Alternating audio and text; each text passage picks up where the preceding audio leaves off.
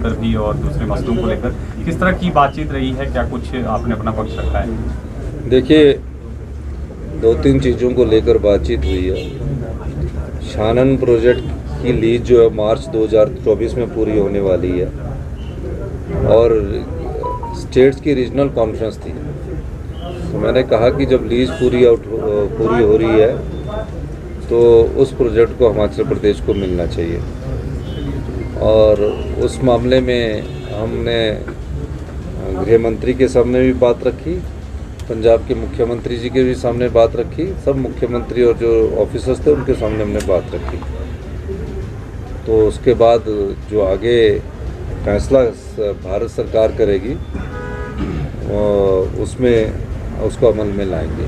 Sir, Punjab सरकार दूसरा, BBMB में बागड़ा व्यास मैनेजमेंट बोर्ड में हमारा कोई परमानेंट मेंबर नहीं है तो होता है। तो मैंने कहा कि रोटेशंस पर हमारा एक परमानेंट मेंबर होना चाहिए, जैसे कि पंजाब का होता है, हरियाणा का होता है, और हमारा भी एक परमानेंट मेंबर होना चाहिए। उस दृष्टि से भी हमारी सरकार को मेरी बात को सरकार ने गौर से सुना, गृह मंत्री जी ने गौर से सुना, और उसमें भी मुझे लगता है कि समस्या का समाधान होने की ज़रूरत है। तीसरी बात मेरी जम्मू कश्मीर के गवर्नर साहब से भी हुई है और लेह के गवर्नर साहब से भी हुई है। पिछले कई वर्षों से जम्मू कश्मीर के जो लोग हैं, जो हमारी बाउंड्री चुराहा के साथ लगती है, उसमें अंदर तक आ जाते हैं और वहाँ कब्जा कर लेते हैं। तो हमने कहा कि एक तो जो सर्वे ऑफ इंडिया है उसकी मैपिंग होके ये लग जाए, और दूसरा जो सरचू के पास अंदर को आते हैं लेह से, जो उनकी बाउंड्री लगती है, उसके बारे में मेरी बात हुई। तो मुझे दोनों लेफ्टिनेंट जनरल गवर्नर ने ये कहा है कि हम इस मामले में अपने होम एडवाइज़र को भी बोल दिया है, और मुझे लगता है कि इस प्रकार की वारदात है जो पिछले कई सालों से होनी है, उसको रोकने की बात की है। एक और मैंने बात की कि जो हमारे इन्वेस्टमेंट मीट पर भारतीय जनता पार्टी के समय SJVN के साथ समझौते हुए हैं, जिसमें ज़िंदगी भर के लिए पावर प्रोजेक्ट, चाहे वो सुन्नी है, लूरी है या धौला से नदौन का प्रोजेक्ट है, तो ज़िंदगी भर के लिए उनको दे दिए। उसमें जो 12% फ्री रॉयल्टी की बात हमने कही है कि वो 12% फ्री रॉयल्टी जब हम और प्रोजेक्टों में ले रहे तो ये भी हमको मिलनी चाहिए, और 40 साल बाद वो प्रोजेक्ट हिमाचल को वापस आना चाहिए। मकसद ये है कि 40 साल बाद की जो युवा पीढ़ी है उसको वो आत्मनिर्भर हो और सामर्थ्य हो।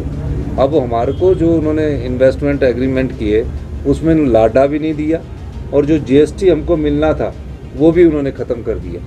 तो GST मिलने में जो हमारा पानी और हमको ना मिले, तो उस मामले को भी मैंने उस फोरम पर उठाया है। और चौथी बात मैंने कहा कि स्पेशल रिलीफ पैकेज जो है उसको आप करिए। स्पेशल रिलीफ पैकेज नहीं करना तो जो हमने अभी भारत सरकार के जो डिजास्टर्स के नॉर्म्स होते हैं, केंद्र सरकार के डिजास्टर के नॉर्म होते हैं, उसके हिसाब से हमने 10,000 करोड़ रुपए के उनके नॉर्म्स के हिसाब से जो हमने डैमेज है उसको भेजा, तो उसके हिसाब से हमारा तकरीबन 1500 और 2,000 करोड़ मिलता है। वो तो दे दीजिए, वो तो हमारा बनता है। तो 2 बार तो केंद्रीय टीम आ गई है, तीसरी बार भी आप हमारे को केंद्रीय टीम अब 28-29 को आने वाली हो, तो वो तो दे दीजिए। तो उस मामले में भी मैंने वो बात की है, और मुझे लगता है कि मेरी बात को उन्होंने हमने फर्मली बात की, बड़े गौर से सुना है, और इस मामले में जल्दी ही हमें कुछ ना कुछ राहत मिलने की संभावना है। कि 7.19% का हमारा जो जनसंख्या के आधार पर शेयर BBMP में मिलता है, एक तो उसका एरियर हमारे को दीजिए जो 4,000 करोड़ रुपया है, और हमारा ये तो शेयर है, उसके अलावा हमारे को 12% फ्री रॉयल्टी भी BBMP से मिलनी चाहिए। सर, जो नशे का व्यापार बढ़ रहा है सर, दोनों राज्य चिंतित है, तो इसको लेकर भी बात हुई है? नहीं, उसके लिए सभी राज्य चिंतित है, और उसके लिए सख्ती से निपटा जाएगा। हवाई सेवाएं सर अमृतसर से कुल्लू और अमृतसर से शिमला शुरू हो रही है, उससे भी पर्यटन को पंख मिलेंगे, क्योंकि अभी पर्यटन को पटड़ी पर लाना ही हमारा उद्देश्य है। सर, केंद्र से मांग की है 12,000 करोड़ की, आपकी नहीं मिली है, अपना स्पेशल राहत पैकेज नहीं, समझिए 12,000 करोड़ का जो नुकसान होता है केंद्र के नॉर्म्स है, उस केंद्र के नॉर्म्स के हिसाब से हम उसको भरकर भेजते हैं। उस पर मैंने बोला कि स्पेशल रिलीफ पैकेज नहीं देना, तो जो हमको मिलना है वो बजट का एक पार्ट है, वो हमको मिलना ही है। आज नहीं मिलेगा, 2 महीने बाद मिलेगा या 10 दिन बाद मिलेगा, मिलना ही है।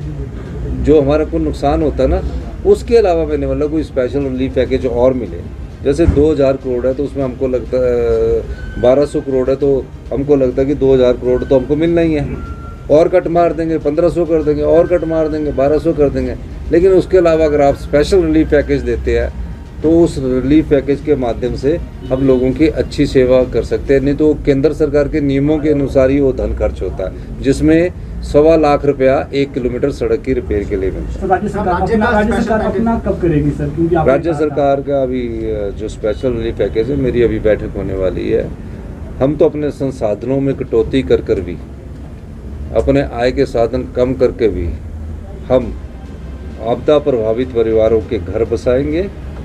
आपदा प्रभावित परिवारों को हम जो कुछ हमारे पास होगा वो सब साधन उनके लिए करेंगे। आर्थिक तंगी के बावजूद और भी तंगी में रहकर उन आपदा प्रभावित परिवारों को और आम लोगों के को मदद करने का हमारा इच्छा शक्ति है। अब देखते हैं कितने हमारे बजट में कहाँ कट लगेगा, क्योंकि एक्स्ट्रा आ गया ना ये, तो अब बजट में तो कट लगेगा ही। तो उस मामले में मैं बात करूँ। आज करेंगे सर जाने? नहीं, अभी तो मेरी मीटिंग है। ठीक है sir, thank you sir. Thank you.